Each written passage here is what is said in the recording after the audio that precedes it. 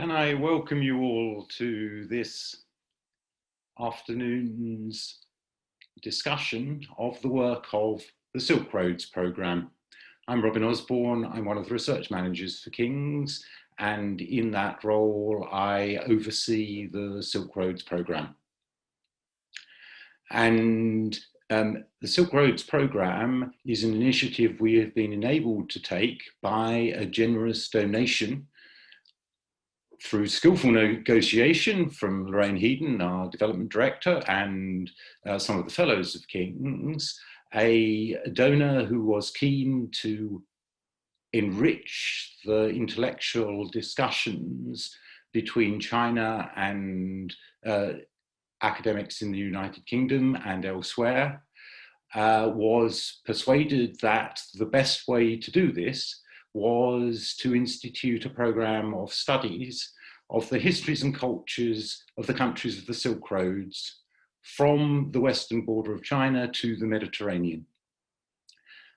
Their generous donation, we have received already a large sum of money.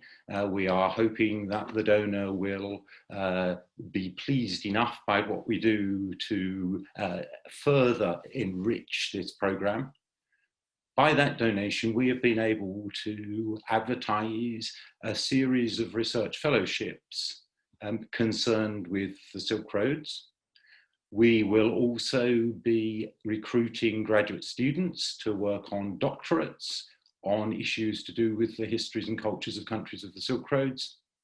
And we have already instituted a programme of activities, seminars, where we are taking advantage of the pandemic to bring in speakers from all over the world to address us on issues to do with the histories and cultures of the Silk Roads, and not least those issues as they are enacted today. And we will complement that when we're able to meet in person with conferences and public lectures and other similar events. King's has a long history of projects in what was the research centre from the 1960s to about 20 years ago. And more recently, we have tried to coordinate some of our research activities by our research fellows to address big topical questions. The history and cultures of Silk Roads provide a particularly important area of study in the current climate.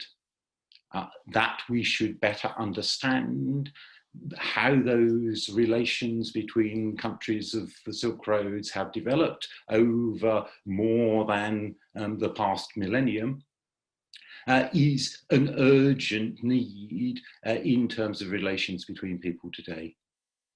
And it is therefore a pleasure to be able to have an academic project which serves a much needed political purpose.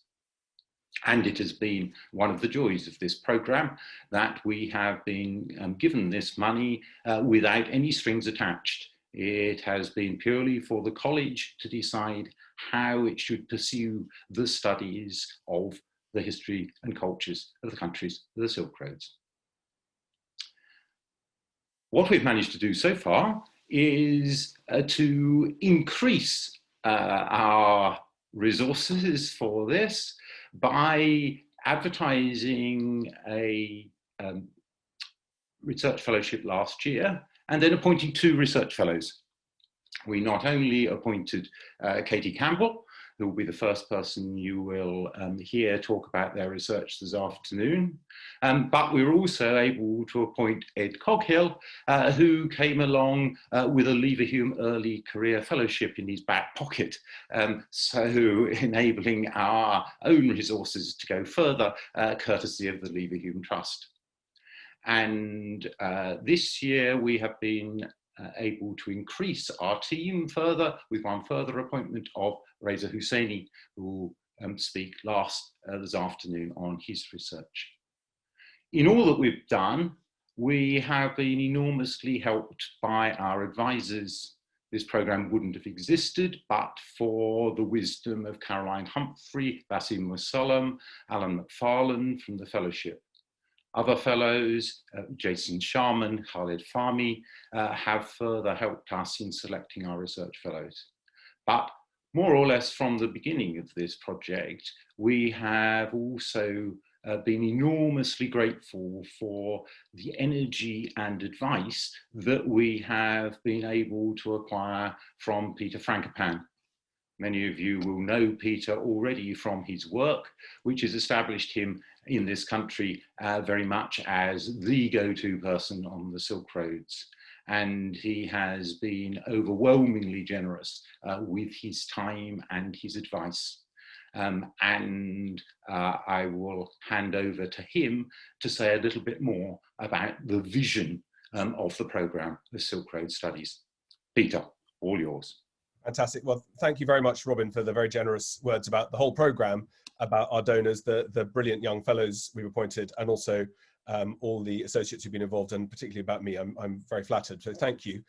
Thank you, everybody, for joining in. I know that the England rugby match starts a bit later, but there are other things you could be doing, so thank you for choosing to tune in to see what we're up to at King's. So as Robin said, we've started up a Silk Roads programme already, which you can find details online, and you're welcome to join in the coming weeks and months. So far, we've had sessions that have looked at India and its role on the Silk Roads to expand our field of geographical vision into Central Asia, really jumping on South Asia, I should say, jumping on the fact that a young scholar called Jagjit Lally has just produced a fantastic new book about that to get him to speak as his launch. We've had the British Museum team come in to talk to us about money along the Silk Roads. And then yesterday we had 3 of the leading specialists, modern commentators, one from the Davis Center at Harvard, one from the Carnegie in Moscow, and then one from Radio Free Europe to talk about Central Asia, in particular since the fall of the Soviet Union, touching on China, touching on Iran, the Middle East as well. Next week we have Professor Dame Caroline Humphrey and Chris Godson talking about magic and identity and religion in Northern Eurasia. So as Robin says, we're covering huge amounts of periods and regions, and that makes the programme incredibly exciting. I was an undergraduate at Cambridge a very long time ago, just up the road at Jesus. And in my last year there, I did a paper on the Byzantine Empire that took me into the histories of the Balkans, the Middle East, Constantinople, and then slightly more speculatively to the Vikings and into Central Asia. And I discovered whole networks that I never heard about in my school curriculum or even in any of the different subjects that I'd studied. And I suppose I took 3 lessons away from that 30 years ago. One was that very little European history outside Europe is looked at in the pre-colonial world. We don't look at other continents before about 1500. It's really about engagement within the European context that's worth changing. Second, even our views of Europe are extremely ill-balanced. So apart from ancient Greece, one of Robin's great expertise and areas of interest, we don't look at what happens to Greece post-Rome. We don't look at the Balkans. We don't think about the fact there were 2 Bulgarian empires. It's very rare to have 1 empire, even rarer to produce 2. Territories like the Lithuanian Commonwealth as the biggest land empire that Europe has seen is missed out almost everywhere. So I think that correcting how we think about history is a very important part of what we're doing as historians as a general rule, but particularly with trying to look at exchange of ideas, of fashion, of food, of goods, of religions, and you'll hear something about that today, about how climate, pathogens, DNA, the kinds of new materials that historians are looking at, really open up new possibilities to think about, of course, local levels of histories, but also to see how big pictures can be assembled too. And it's very difficult to do those together. You're going to hear from 3 outstanding young scholars who are technically extremely gifted. It's not just that their interpretive skills are good, but to be able to do the kind of work that each is doing requires formidable linguistic skill and historian's touch. So we're very lucky to have them at King's. The Silk Roads, for those who like the good news and the bad news, well, the good news is that it's a very popular phrase and it allows us to have a catch-all for everything. In fact, the program here we're going to look at covers about 4,000 years. And although Robin said it goes from China as far as the Mediterranean, in fact, even what we mean by the Mediterranean really takes us through to the North Atlantic coast of Africa and of Europe. Later on, I think there's no reason why we can't be thinking about Silk Road expansions into the Pacific, into Oceania, and even how the connectivities work with the Americas. So there's no sort of limits, I think, in how we should be thinking about these kinds of networks. In fact, the peoples of the Americas found their way there through Asian corridors, and the DNA materials tell us a great deal about that. So some of the things we look at are things like how food is being exchanged, how chickens come from from East Asia rather, to the Levant very quickly after the advent of sedentary farming patterns, how things like mummification takes place in Egypt with South Asian peppercorns. And some of the work that's being done is extremely exciting in terms of looking at latrines being dug out in Jerusalem from the Abbasid world from about the 10th century, seeing what people were eating, trying to work out where their supply networks existed. So there are some really exciting work to be looking locally, but also constantly placing within wider pictures. And I suppose one obvious area where that works well is the expansion of religions. So Buddhism and its movement from northern India into China and westwards, the expansion of Christianity that we think of always as a quintessential European religion. We forget that there were bishops in Samarkand and Kashgar before there were in most parts of Europe. And then how we think, I think, about the expansion of Islam. You'll hear from Ed Coghill about the construction of an Islamic empire from the 630s or late 620s onwards, and about what that meant for different patterns of consumption, ideas about identity, and so on. Really exciting to see how the flaring and the efflorescence of an empire works too.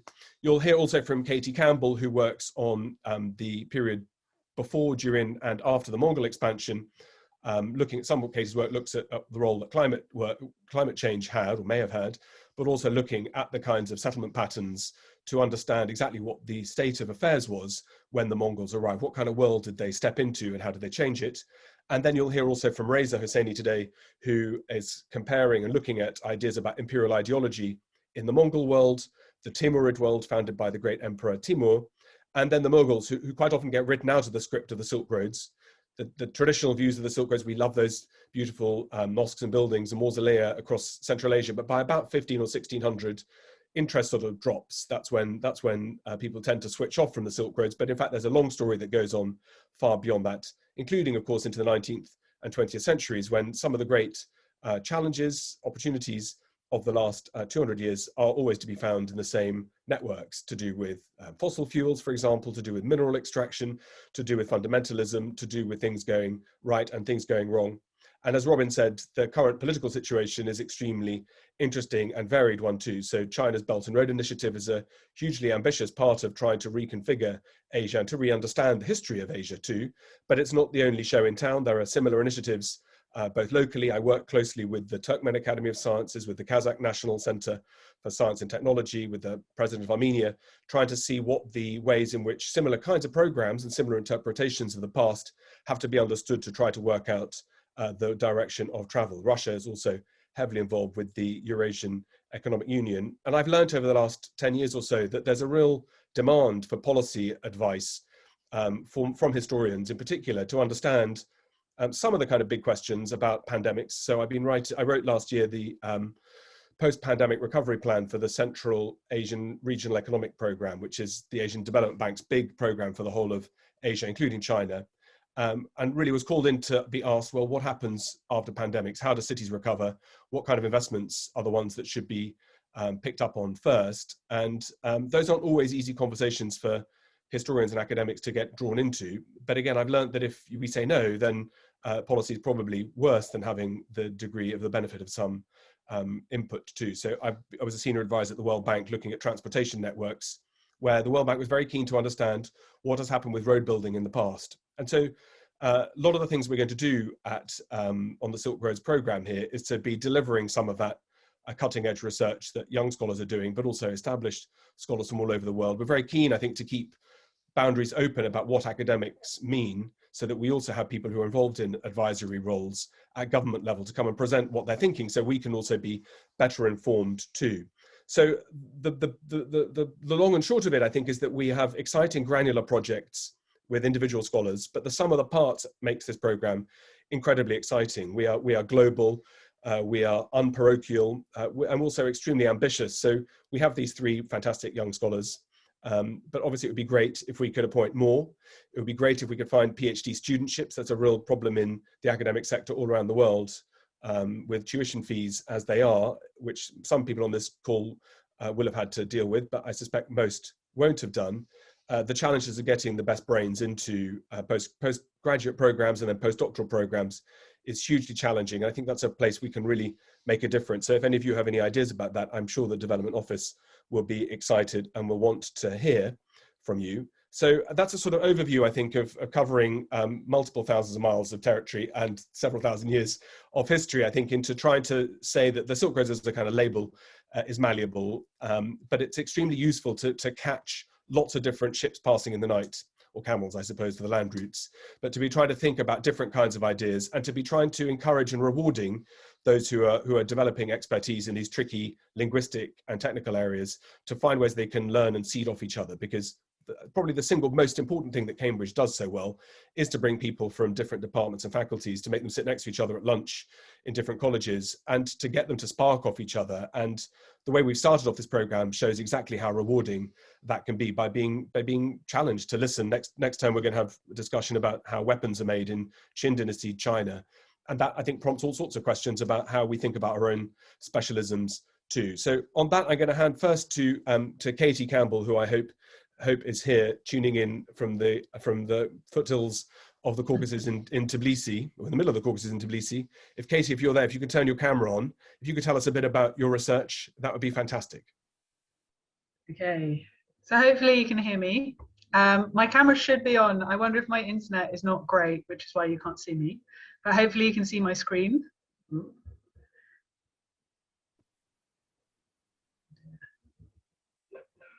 Okay, so if you can't see my screen, shout. Hopefully you're seeing a sort of title screen that says the Silk Road City in Central Asia. Good, thanks, Robin. So as Peter said, we're so happy to be all together at King's. I mean, Ed, Reza and I all have a lot of interlapping interests. But what I'm going to talk today about is the project that I'm going to be carrying out for the next sort of 3.5 years now. We're already half a year in, terrifyingly, I suppose.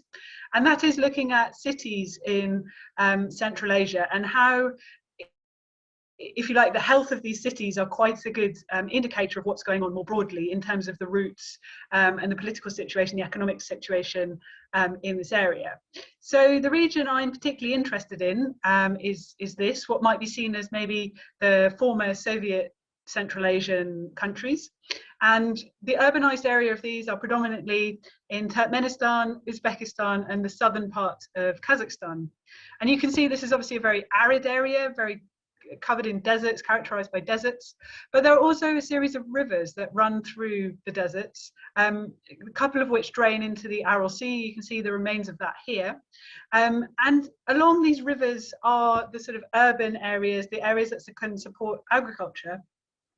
And two I'm going to talk about today are Merv, which is in this oasis in southeastern Turkmenistan, and Otrar, which is up here in southern Kazakhstan on the Sir River, on one of the tributaries of it. And these are really important because in a time before you could carry out long distance ocean trade, sea trade, this region was really crucial to cross from China, from Western China, what's now Western China, into Persia in the Middle East, from South Asia, and also up into the steppe zone, into what's now southern Russia.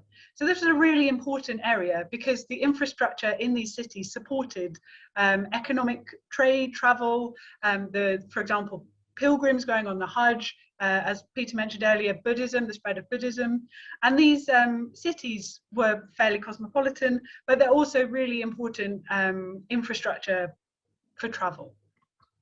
So you can see, if we look at the broader network here, I thought I'd get in early because I'm the first speaker. I can show you the standard Silk Road connectivity map of Eurasia.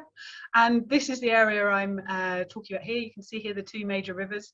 And these areas here, the nodes are what I'm particularly interested in. So how the health of one of these nodes or other of these nodes tells you about what's going on more widely. So it's really a useful place for studying to understand much broader concepts of what's going on.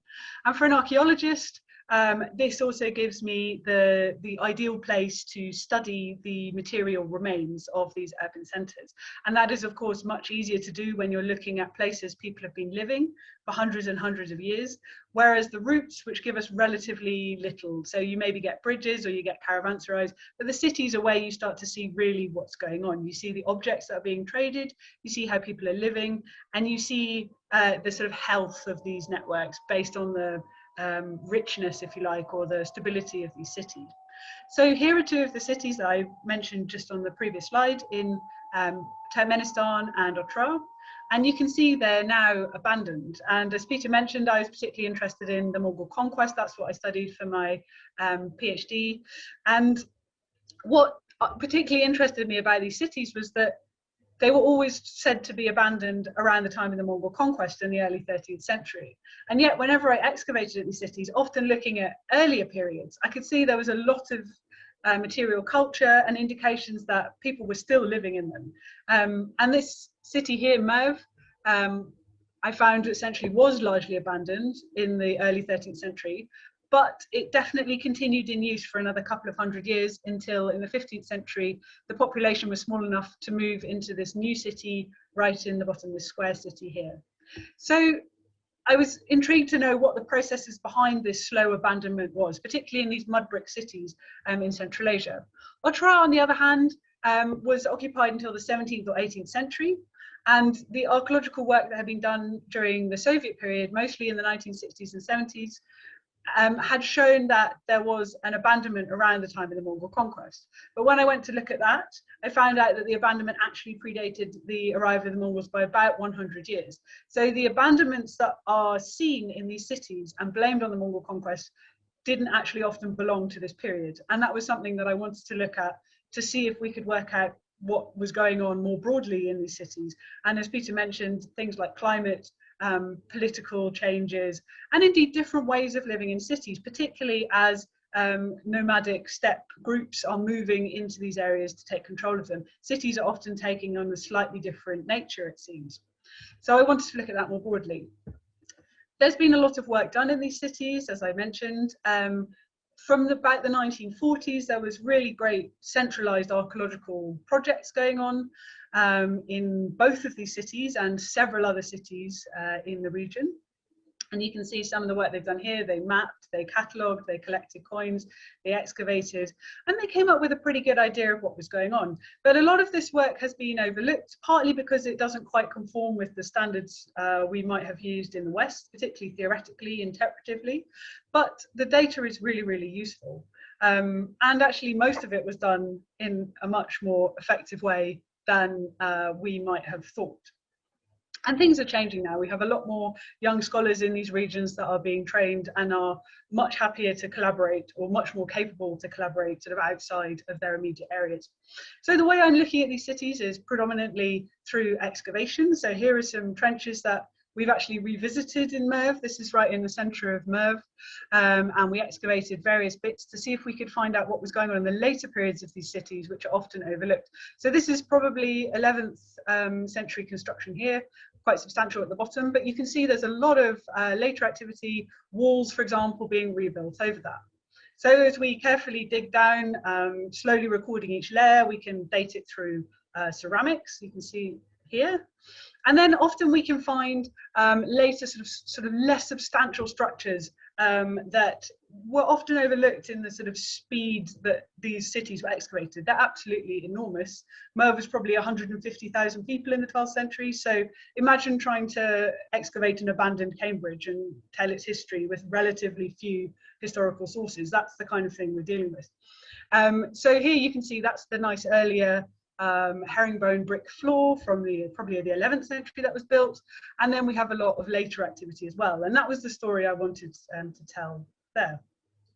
In Otrar, I revisited a lot more of the earlier excavations to try and clarify some of the dates, because a lot of the dates weren't exactly clear, and obviously we have pottery we can do that with, but also through the collection of organic remains, such as these seeds, we can use techniques such as radiocarbon dating. And if you record very carefully all the layers that are building up over time, so each of the phases of building and occupation, you can start to see that all the dates of these give you a kind of chronology through the layers of the city. And that was how I managed to find out that the city was actually abandoned before the Mongols came. So I'm going to be using these techniques to keep looking at the cities and spread my study from the 13th century much more broadly from the 11th to the 15th to see how these urban centres are faring. So thank you very much for listening. This is Merv, just to give you an idea of the scale of it. And I'm now going to pass you on to Ed Sikowicz-Coghill, who is a historian studying the early Islamic period in the Levant, and he will introduce his topic, and I guess at the end we will take some questions, but we're all going to present first, and then you will have the opportunity to ask questions. So thank you very much for listening, and over to Ed. Thanks, Katie, and yeah, thanks all for coming. And for the Development Office for giving us this chance to spread the kind of work that we're doing a bit more widely. It's really good to yeah, get the word out of what we're doing, and also be interesting to hear what people are particularly interested in what we're doing. Now, just as I pull up my shared screen, let's see. Okay, I think that should be there. So as Katie was saying, my research in general focuses on the remaking of the Near East in the centuries after the Islamic conquests. So that's the cultural and intellectual and social changes that are brought by the emergence of a new and politically dominant Muslim society across an absolutely vast swathe of Western Eurasia, from modern Portugal to Pakistan. So here we've got a slide which just kind of shows the extent of the Islamic Empire, which emerges within about 80 years of Muhammad's death. This entire part of the world, ringed in a red line, becomes part of the Islamic Caliphate. And this displaces much of the old Byzantine Empire, as well as the Persian Empire that goes before it, and brings together these two imperial systems that were the two geopolitical superpowers of the day, their territories into one political unity, but it also receives the kind of culture and the structures of administration and taxation, and incorporates them into this new political system, which is legitimated by the religion of Islam. The kind of people who make up the early elite of this society originally come from Arabia, which is in the period before Islam, an extremely poor, underdeveloped part of the late antique world, although one that is connected to it. However, the message of Muhammad and the activity of his successors, the caliphs, forges the people of this vast territory into the elite of a new empire. They come to be settle in cities from the little red dots on the map are the main early massive settlements of Muslims. And the armed forces of the Caliphate settle there and eventually become civilians, but they also receive much of the tax income of the state in stipends. So you've got these people who've gone from being extremely marginal participants in late antiquity to urban people and recipients of much of the wealth of that's produced by this world.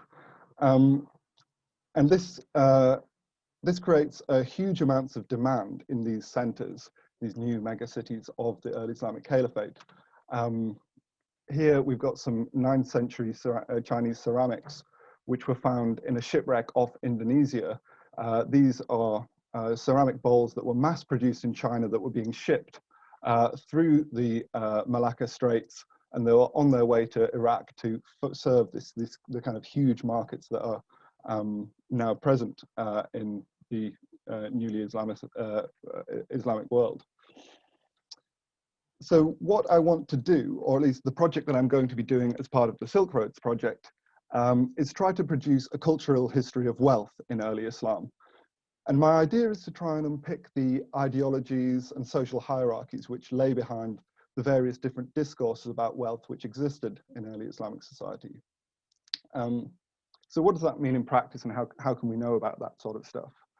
I'm primarily a textual historian, so I work with the rich body of Arabic writings which survived from the 8th to 10th centuries of the Common Era. And again, we have huge amounts of written culture being produced in centers like Baghdad, which really dwarf the amount of written output that's coming out of, say, Western Europe in a similar period. Vast amounts of religious literature, such as exegesis of the Quran, compilations of Islamic law, but also a literary efflorescence too. Kind of belletristic letters, huge amounts of poetry, much of it extremely scurrilous, all of which can be used to kind of develop a really vivid picture of the kind of cultural life of this new society, this new quite cosmopolitan society. And so within this literature, what I'm going to be studying as part of this project is how early Muslim writers discuss the proper or improper accumulation of, well, accumulation, redistribution, and consumption of wealth. So effectively, the kind of questions of how should a proper Muslim, how to get it, how to spend it. But I'm also very interested in how writers discussed inequality, which writers thought inequality between Muslims was a problem, and how that might be solved. So discourses around charity and around gift giving and generosity and kind of neighborliness within the society. And so to do this, I'll inspect a range of text from legalistic rulings about charity or self-enrichment, but also some quite fun texts like literary satires against people who are notoriously stingy, but also pious biographies of archetypal Muslims, be they rich or poor. And rather than assuming that there's a singular coherent attitude towards affluence within Islamic society, my aim is to use the complex of different attitudes towards wealth to try to understand that society. So very much returning to which kinds of people propagated different ideas about wealth, and whether we can kind of get a better understanding of the stratifications of society and how they use, how they discuss wealth and its redistribution, either to kind of support the legitimacy of that hierarchy or to critique it or to contest it. So why this focus on early Islamic attitudes to wealth? One of my aims is to try and participate in a debate about Islam's relationship to the late antique world in which Islam emerged. So in contrast to the cultures that preceded Islam, notably that of late antique Christianity, early Islam is often presented in scholarship as inherently mercantile, and it's even been proposed as a kind of pre-modern wellspring of capitalism. So I've got a couple of quotes of that. An economist, Louis Bayek, writing in 1991, told us that in the Quran, Muhammad supports the free market. And a more recent book by Daniel Kohler claims that Herodotus, Muhammad, and Hayek recognize the importance of the price mechanism to economic activity. So people have become quite invested in drawing some quite strange genealogies between Islam and modern capitalism. And I'm quite interested historiographically in why people have felt the need to try and integrate Islam into the story of the development of capitalism. So that's one of the kind of side projects that I'd like to look at. But it does raise a key question. Were positive and hegemonic Islamic attitudes to profit seeking a kind of cultural rupture with the society that had gone before, which reflects the prominence of different elements within that society and the development of new types of economic relationships? And in brief, my basic hypothesis is the usual academic one, which is it's a bit more complicated than that. I think the picture that these scholars are talking about is oversimplified. So for example, you have statements of Muhammad that say the poor will enter paradise first. You have Quranic verses that say things like, those who treasure up gold and silver and do not expend them in the way of God, give them good tidings of a painful chastisement. So kind of intimating that one should renounce your wealth for the service of Islam. Yeah, and you've got kind of types of statement where Muhammad tells people who fear death in his community that they should give up their wealth because wealth stirs up love for this world rather than the desire for the hereafter. And these are ideas that would be very familiar in a Christian context that preceded Islam. This is exactly the kind of thing that saints' lives and hagiographies say. And that those similarities haven't been understood enough. And kind of the way in which we can draw connecting ideals about what you should do with money between, say, Christianity and Islam haven't been really explored in the scholarship. So that's a big part of what I'm hoping to do. So just to conclude, where do I see this project fitting within the Silk Roads idea, this world of interconnectivity that we've been talking about? I see my project as trying to use the example of the Abbasid Caliphate to try and integrate cultural conceptions into the study of economic imaginaries, perhaps even behaviors, and to try and do that on the Silk Roads more broadly. So I'm really interested in using the Silk Roads program to engage with scholars from other regions or periods who are interested in thinking together about how culture is embedded into what we think of as economic activity on the Silk Roads. So yes, I'm hoping to look at how we can bring together comparative investigation into how the kind of egalitarian or anti-materialist values that are often present in, say, in Buddhist thought or Chinese Confucianism, how those ideas function within a society in which people are amassing huge amounts of wealth, pursuing trade, and kind of creating these networks of exchange that make up the medieval Silk Roads. And I think I've probably talked rather longer than I was supposed to, so I'll stop sharing my screen and pass it on to the newest member of our team, who I'm really pleased can make it here, and I'm really looking forward to working towards a scholar of incredible breadth who works on not only the early Islamic period that I work on, but also much, much later. Reza, would you like to introduce yourself? Thank you very much, Ed. I'm really happy to be here today and present a bit about the research that I'm planned actually to do it at King's. So I first need to share my screen and see if you can see the, okay, so let's see. Can you see the, can you see, okay, great.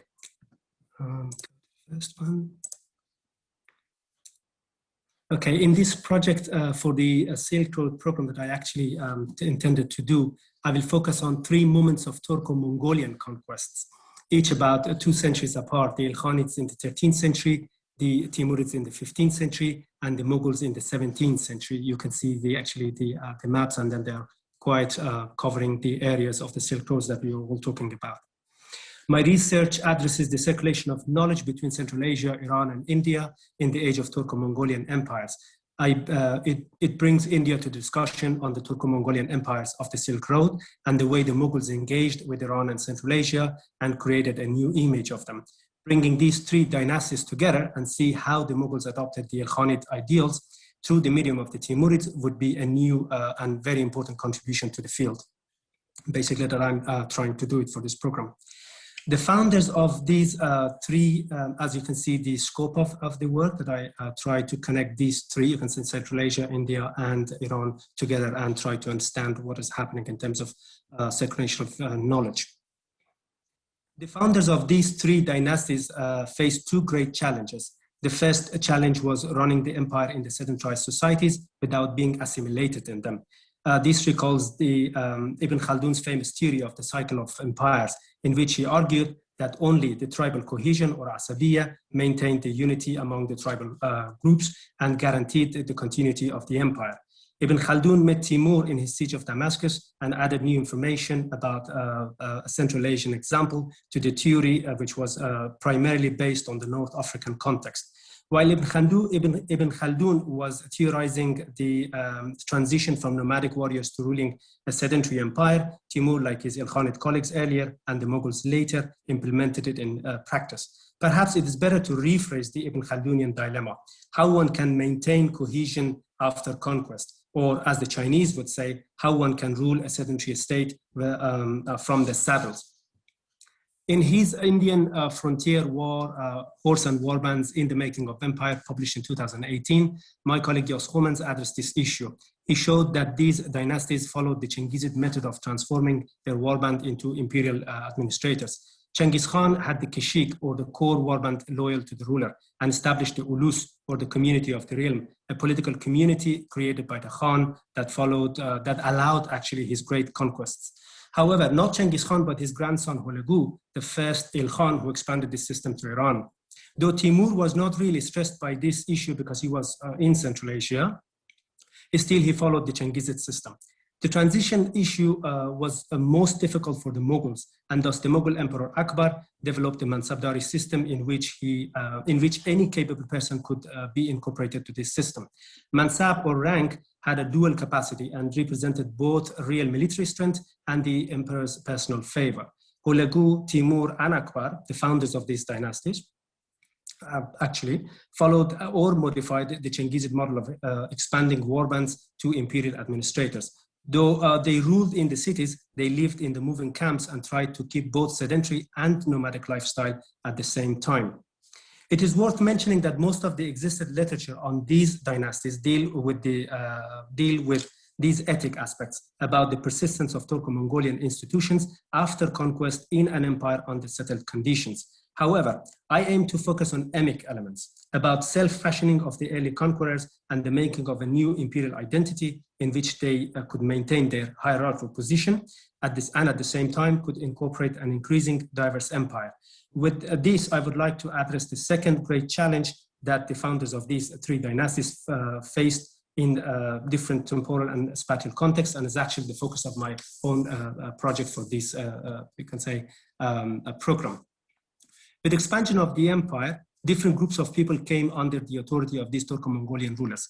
The challenge was how to digest this new reality, managing diversity within the empire, and find a new imperial ideology that is universal enough to encompass a wide variety of ethnic, social, cultural, and religious groups. Again, it reminds of us the Ibn Khaldunian dilemma that how the conquerors could maintain their rule in the sedentary context. It requires less sword and more pen, less soldiers and more scholars. The founders of these dynasties also found the answer for this challenge. The solution was creating centers of knowledge production, where an inclusive imperial ideology could be theorized by the best scholars of their time. Such a political ideology could have been made by having historical consciousness, in which the Turco-Mongolian rulers could see their past in the present, in the world they already conquered.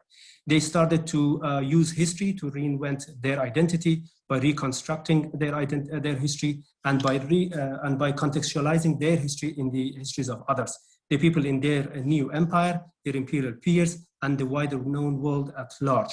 In a quest to become a universal ruler, you can say, they started to patronize historians, especially those who should write a new world history that suits this objective. Hence, in the context of their world conquest, all these three dynasties produced world histories, namely Rashid ad-Din's Jami al-Tawarikh, which was produced for the Ilkhans in Tabriz. In Samarkand and Herat, Hafiz Abruz Majmu al-Tawarikh, and Mir Khan's Rawzat al-Safa were produced for the Timurids. In Fatehpur Sikri, the Tarikh-i-Alfi was prepared for the Mughals. This operation of world history making had great consequences for the identity of the rulers themselves, as well as their past, going back to the early nomadic Mongol Empire under Chengiz Khan and his immediate successors. So here's basically just a chart to show the number of the historical works produced in this period, and also you can see the world histories already made in red.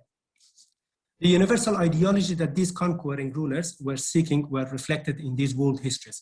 The theories for the making of the universal sovereign and the way he should rule the diverse society were produced by the most intellectuals of the empire who worked under the direct supervision of these rulers. In all these three cases, we see the conquering rulers acted as compassionate historians themselves.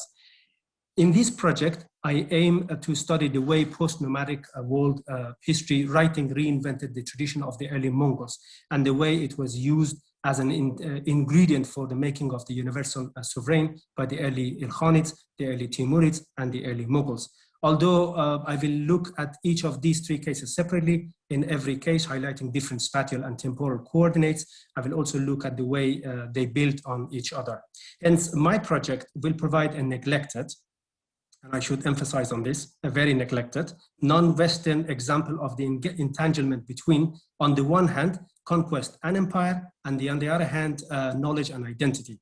As such, by revisiting three crucial political nodes on the Silk Route, I will be able to explore a forgotten but very successful pre-modern strategy to deal with diversity in a globalizing world. The very same problem that we are facing today. And in this project, basically with this research, I would try to provide some examples from the history and then see how basically these Turco-Mongolian empires dealt with sedentary societies, with diversities in their territories, and how they really found a solution to manage this diversity without having such a kind of skirmishings that we can see here and there. So this would be basically my project for this program. Thank you. Thank you very much, Reza. You're welcome. And thank you to Katie and to Ed. Now we're very happy for the next 10-15 minutes to answer any questions that people have. Just write your questions into the Q&A and I shall be able to see them, and I will read them out and ask whoever it's appropriate to ask. So do get away scribbling.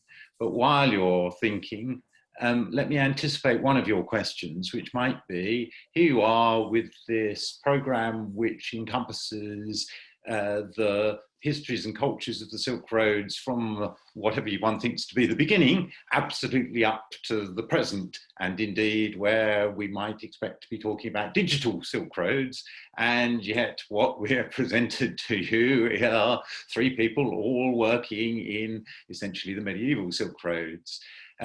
And you might wonder why that is. And so I'm going to put this question to Peter in the first instance. Peter, do you think it's by chance that we have ended up finding that in our first two fellowship competitions, the projects that have really caught our eye have been coming from the medieval Silk Roads? Or is there something about studies of the medieval Silk Roads at the moment, which is, as it were, particularly hot? It's a very good question. And I don't want to make the three research fellows blush, because you can peak too early in life.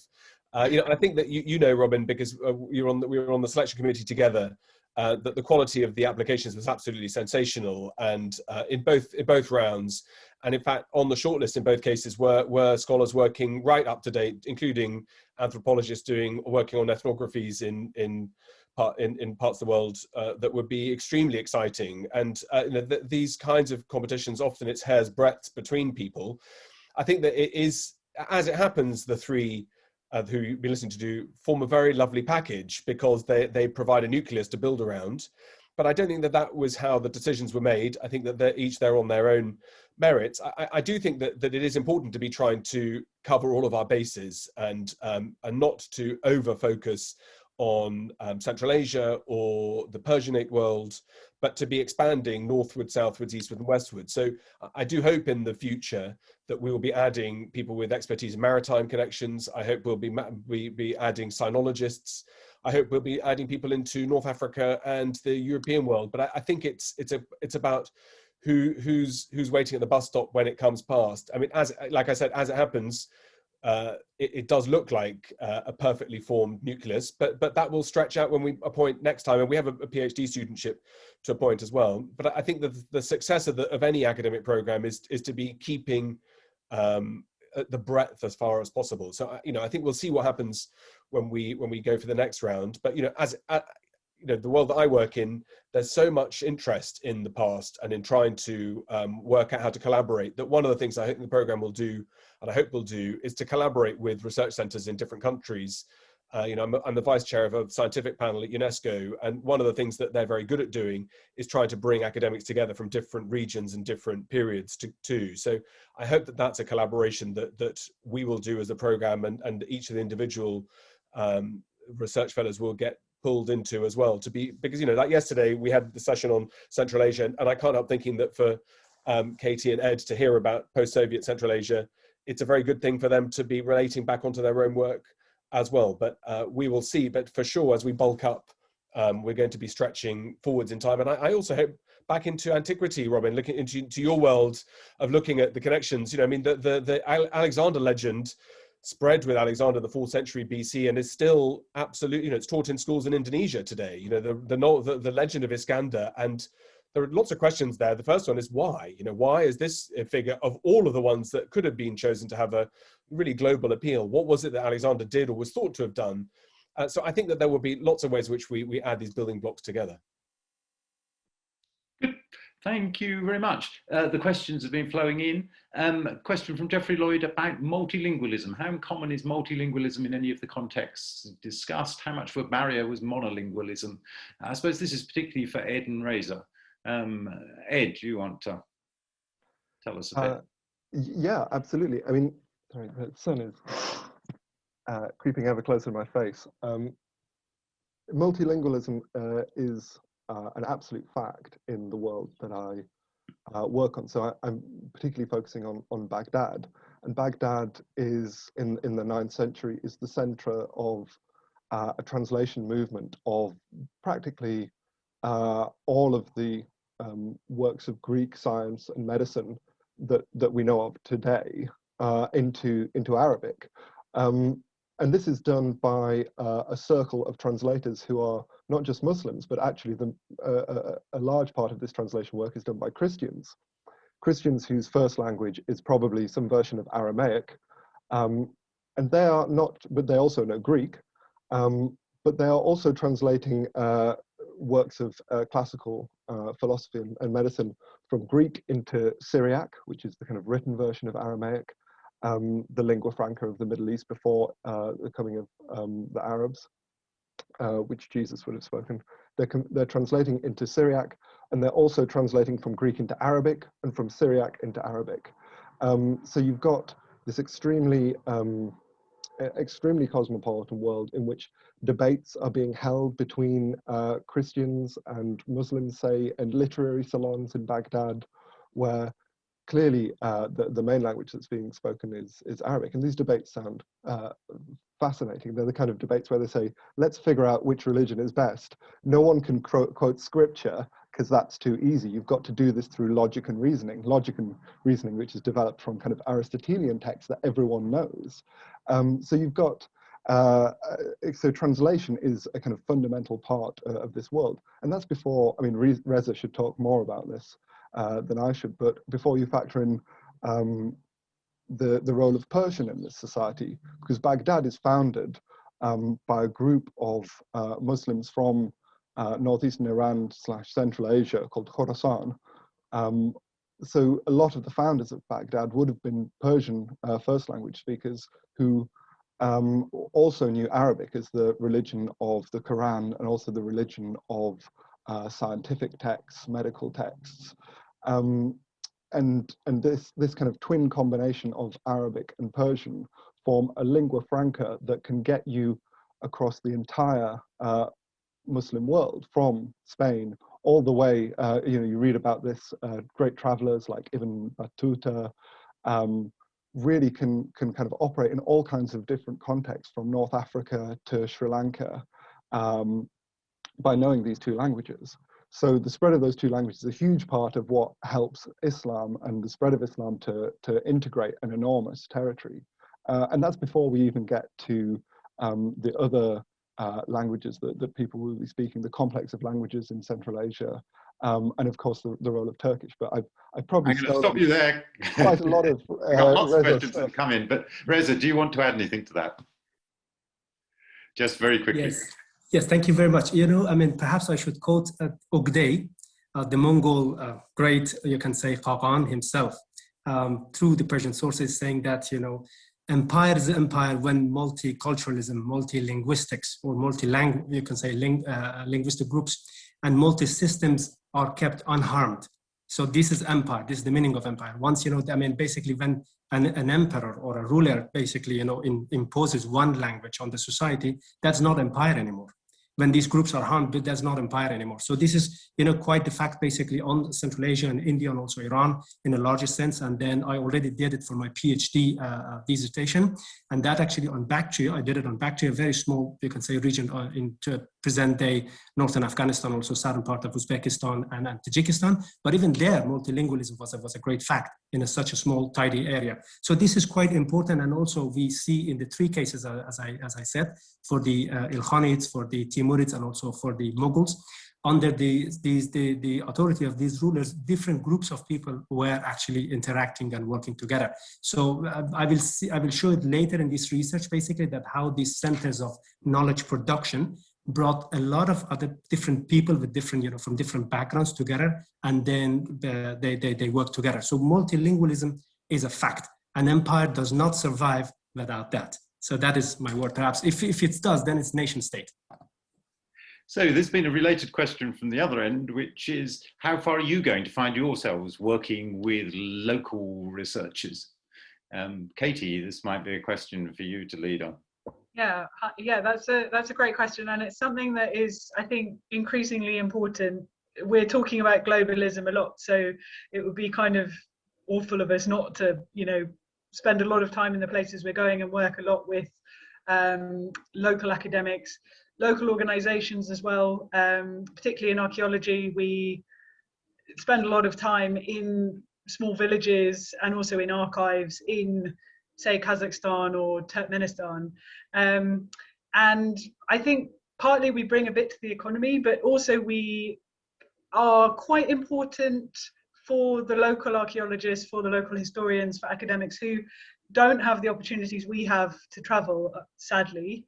And for me, also economically, I couldn't do my research projects as just me on my own without having the partnerships in the countries I'm in, because usually I jump onto a Kazakh excavation and work with them for a month or so, or we take a field school from a UK university and we work in collaboration with local partners, often with local students as well. So they're really, really important.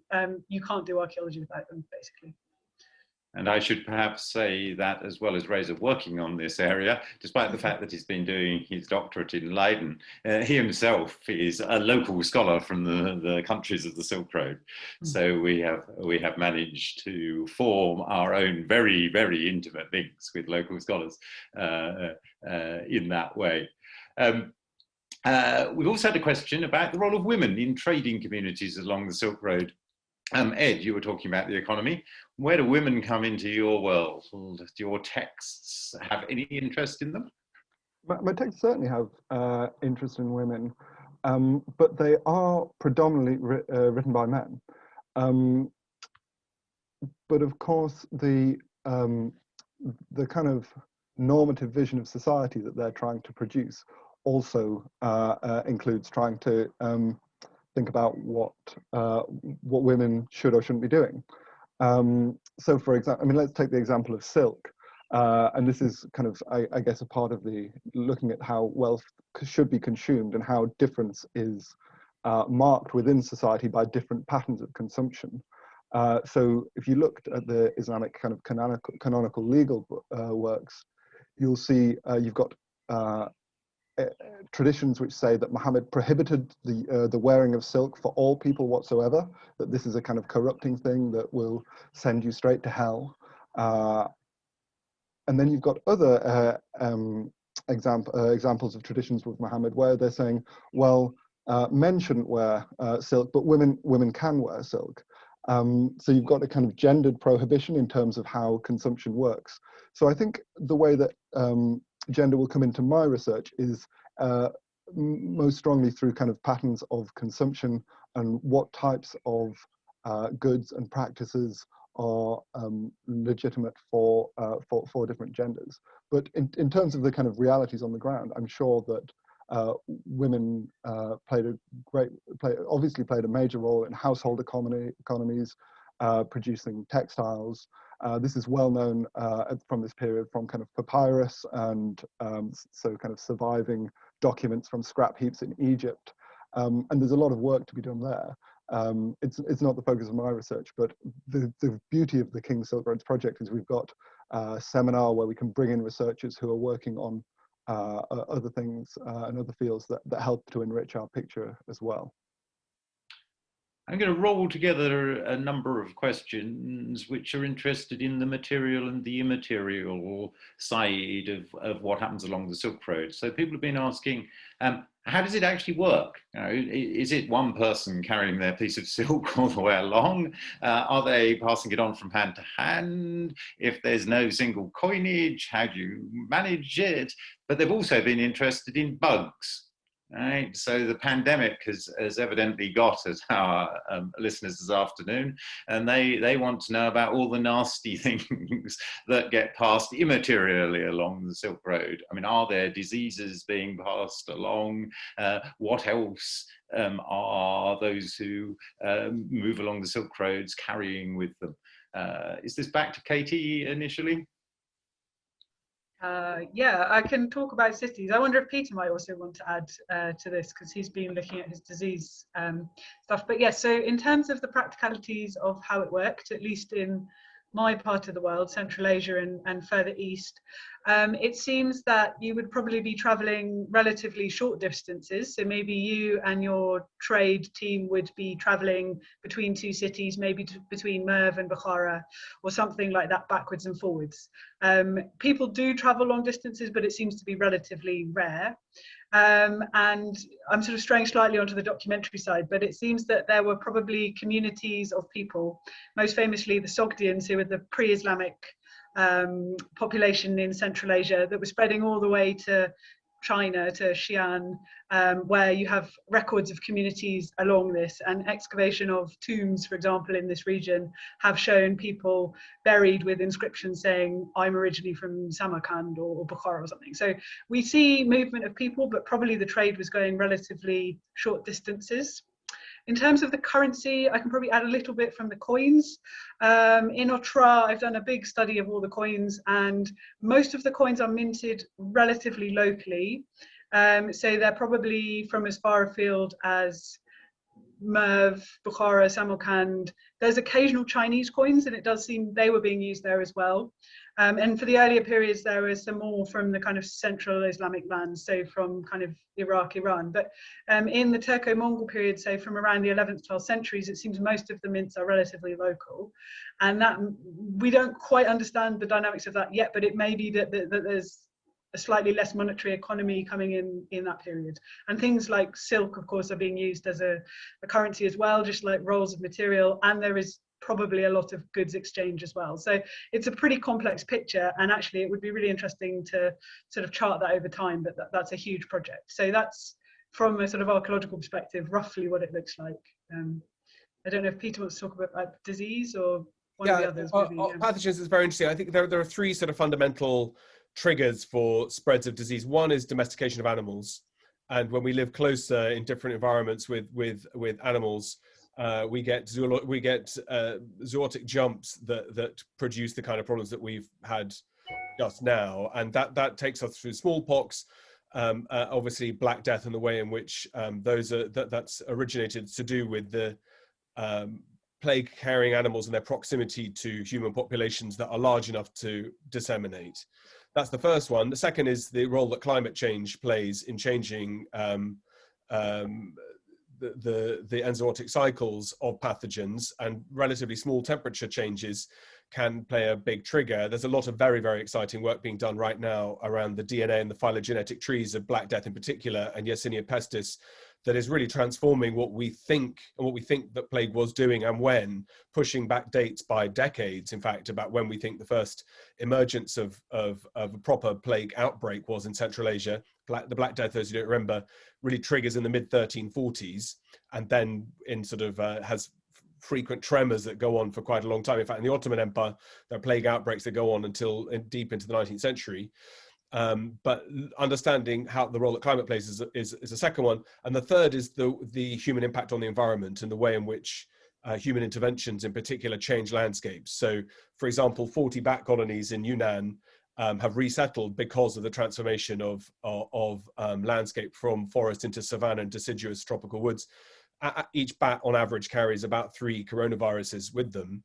And so those three coming together, urbanization, transport links, climate, and change of natural environment, can produce triggers that knock out communities. I mean, global history, I think that the two things that unite whichever region we are in the world are impacts of disease histories and of climate. And I think it's quite interesting that right now, all three of those are right at the top of the agenda of what we're thinking about. But in the worlds that we're looking at, whether it's smallpox, whether it's any form of a parasite disease, one colleague of mine calls the Indian Ocean corridors, as well as genetic corridors, pathogen and disease corridors too. So for example, pilgrims undertaking the Hajj was the primary way in which cholera was spread.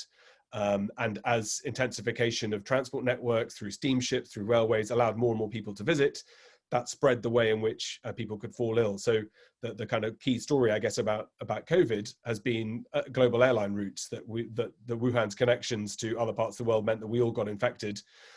If that had happened a few centuries ago, it would have taken a lot longer, and we might have been able to stop it. So I think that there's a lot in which we can package in all of these things about how pathogens and the spread and disease and emerging infectious diseases in particular are linked to trade, to transportation, to intensification, and to globalization. Thank you very much. I'm going to have to disappoint quite a lot of questioners, I'm afraid, because we really must finish in a moment. I'm going to take one more question, which I will give to Reza. Thank you very much, though, to all who've written questions and engaged. It's a great sign of how well our speakers in this project have attracted your attention. But there was one question which I thought Reza was in a particularly good place to answer, which is a question about how far he thinks that relations between Central Asian nations today are still affected by what happened in the medieval period, or are their relations today entirely determined by what's happened in the last 50 years? So is there a historical shadow from the periods that we've been talking about in today's history in Central Asia? Or has, the events of China and the Soviet Union entirely determined how these nations think of themselves? Reza. Thank you very much. Yes, I can say both were happening. One is that the countries basically in Central Asia, all Eastern we call them today, they have very strong historical interconnectivities and then cultural, you can say, elements that they're sharing. For example, I can give the instance of Nowruz. It's just in March. So you see that in Central Asia, basically in Central Asia, Iran, and also northwestern part of India, they are celebrating it. They have, although their own local, you can say, traditions, but as a large, they follow the same or one, you can say, common tradition, which we call it Nowruz. Huh? And then at the same time, but you know that by the fact that these countries were part of the Soviet Union for a long time, and then the Soviet, or you can say the Soviet education system, applied to this region, and then you can say the handwriting was, the script was changed, the Cyrillic element was there. Also, there is a kind of, you can say, discontinuity happened after that, particularly after during the Soviet you can say domination of this region, but still these you can say cultural elements were there very strongly were there. So both things happened, and now even these countries in Central Asia, they're trying to get more closer to each other in terms of economic, politics, and also cultural issues. And then we can see particularly in the example of ECO, or the Economic Cooperation Organization, that they are basically working together, try to move towards a kind of cultural, you can say, convergence, while political issues are very different. So politically, they have their own priorities, but in terms of, you can say, people, particularly, I emphasize a lot on cultural elements, they have these interconnectivities. Thank you very much. I should say that anybody who would like to should feel free to make contact with Katie, Ed, Reza, and Peter, who I'm sure will be happy to answer emails. And please do also look on the King's website and follow the Silk Roads program's activities there. anyone who was intrigued by Ed's comments about wealth distribution might like to know that we are currently at the moment looking for a research fellow in a completely different competition, which is on the economics of inequality. Again, a donor has come forward very interested in egalitarian capitalism, and we are hoping to have a project that precisely does look at the factors behind wealth distribution. We're partway through that competition at the moment, but if anyone's interested and would like to engage with that, please get in touch with the Development Office and they will be happy to tell you more about that. It remains for me to thank you all for coming and listening this afternoon, and to thank Katie, Ed, Reza and Peter for their participation, and to thank the Development Office for setting this up and managing it. It's been great to be able to share a little bit of the research that we do in King's. I hope that you will want to come along on future occasions when we will showcase other bits of research that is done by research fellows and other fellows of the college. Thank you all very much. Have a great afternoon.